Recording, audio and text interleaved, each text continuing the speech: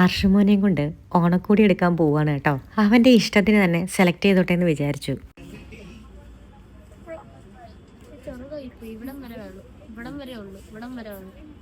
ആ ചേട്ടനടുത്ത് ചോദിച്ചിട്ടാ ഇതിന്റെ 28 30 ഉണ്ടോ?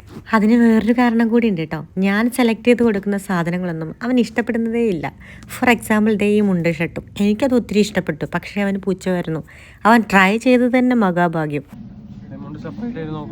മുണ്ട് സെപ്പറേറ്റ് വേണ്ടി വരും, പക്ഷെ കൊള്ളാണോ നിനക്ക്?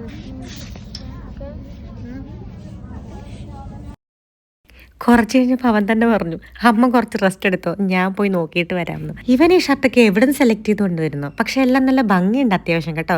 പക്ഷെ റേറ്റ് വരുമ്പം ഞാൻ അതെല്ലാം റിജക്റ്റ് ചെയ്യും. ദേ ഈ ബ്ലാക്ക് കുർത്ത ഞാൻ സെലക്ട് ചെയ്ത് കൊടുത്തതാ, നല്ല ഭംഗിയില്ലേ? അവന് ഇഷ്ടപ്പെട്ടില്ല.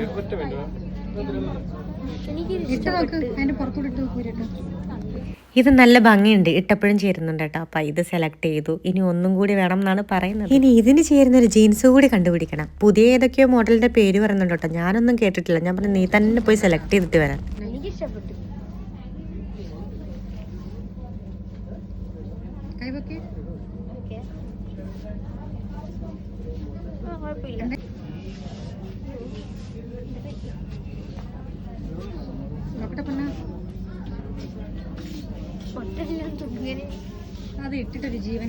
ഇവനെയും കൊണ്ട് ഷോപ്പിങ്ങിന് പോകുന്നതിന് മുന്നേ ഇവന്റെ ഒരു ബഡ്ജറ്റ് എത്രയാണെന്ന് പറഞ്ഞിരിക്കണം കേട്ടോ, ഇല്ലെങ്കിൽ പണി പാളും.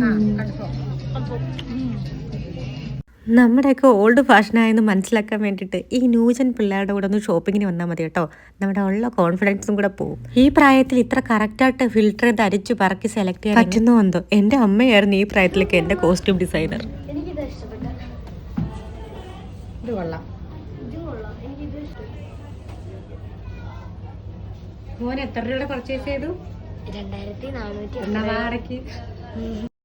ഇപ്പോഴേ അവരെ കൊണ്ട് സ്വന്തമായിട്ട് കാര്യങ്ങൾ ചെയ്യാൻ പഠിപ്പിച്ചാൽ ഒന്ന് അവരുടെ ഒരു കോൺഫിഡൻസ് കൂടും, രണ്ട് എന്തെങ്കിലും ഒരു സിറ്റുവേഷൻ വരുവാണെങ്കിൽ അവർക്ക് തന്നെ ഒരു ഡിസിഷൻ എടുക്കാൻ പറ്റും, മൂന്ന് സാധനങ്ങളുടെ വില അത്യാവശ്യം അവന് മനസ്സിലാവും. പുറത്തിറങ്ങി അപ്പം അവന് വിശപ്പും ദാഹവും വരും. അതെല്ലാവർക്കും അങ്ങനെയാണെന്ന് തോന്നുന്നു അല്ലേ? എനിക്കും.